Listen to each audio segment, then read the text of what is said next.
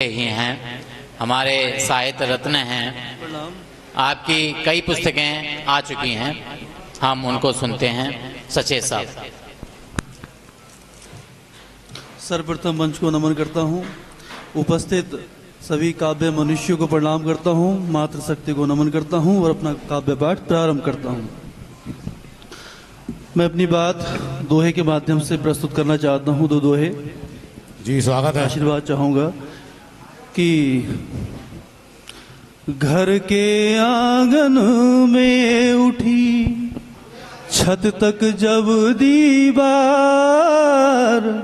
छत तक जब दीवार, मूक बने सब देखते, रिश्ते सब लाचार, रिश्ते सब लाचार।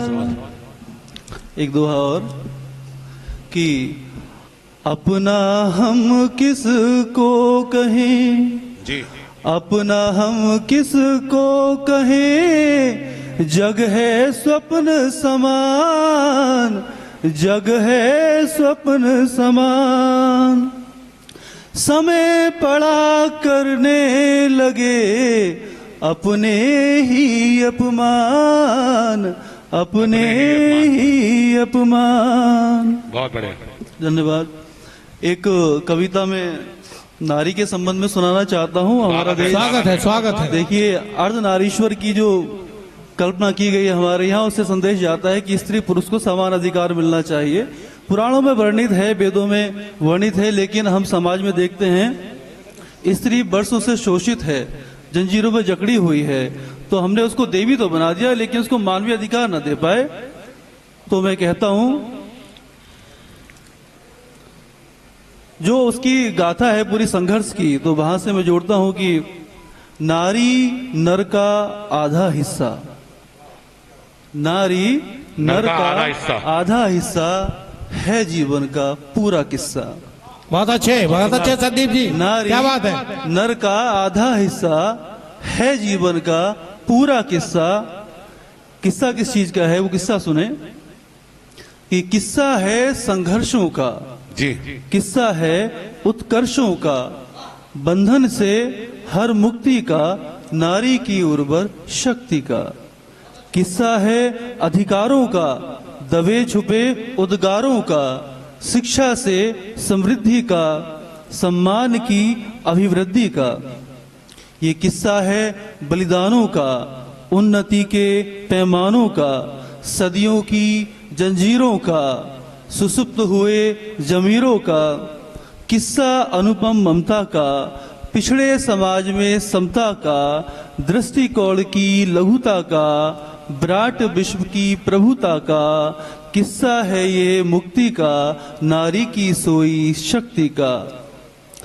पुरुषों के आधिपत्य का, नारी के संकुचाए सत्य का। किस्सा है भारत की तकदीरों का, भूली बिसरी तस्वीरों का।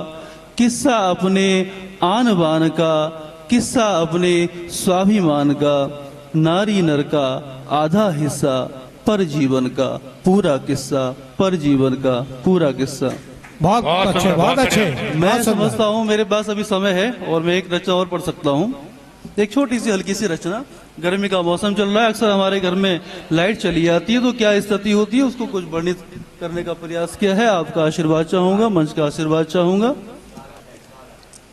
कि ऐसा हुआ कि आज अचानक बिजली चली गई, आज अचानक बिजली चली गई और जीना मुश्किल कर गई। बिजली के साथ क्या गया, बिजली के साथ पानी भी गया और हवा भी चली गई। रात का उजाला भी गया और आंखों की नींद भी चली गई। जब बिजली आती है तो सारे घर को महका जाती है और दिन रात बीतते हैं बड़ी शान से, सारे काम हो जाते हैं बड़े आराम से।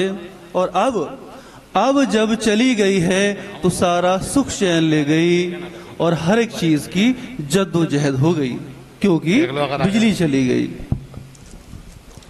सारे काम अब तो बिजली के ही हो गए। कहना चाहूंगा कि कितना हम लोग निर्भर हो गए इन सब चीजों पर, और इसके बिना जीवन की कल्पना शायद आज के दौर में नहीं कर सकते। बस बात समाप्त करता हूं कि सारे काम अब तो बस बिजली के ही हो गए। आदमी थे हम सभी, अब इलेक्ट्रिक मैन हो गए। पहले भी दो पैरों पर ठीक ही चलता था जीवन, और जब से बिजली की बैसाखी थामी है, मत पूछो बस परेशानी ही परेशानी है। और बैसाखी के बिना चलने की अब आदत छूट गई। ऐसा लगता है हमारी कोई तीसरी टांग थी जो टूट गई। बहुत सही। और अंतिम पंक्तियां की, जिसकी हमें मात्र जरूरत थी अब अनिवार्य बन गई। बिजली क्या गई, जीवन की बिजली चली गई। बिजली क्या गई, जीवन की बिजली चली गई। बहुत बहुत धन्यवाद संदीप जी, बहुत स्वागत है। इटावा की धरती से, इटावा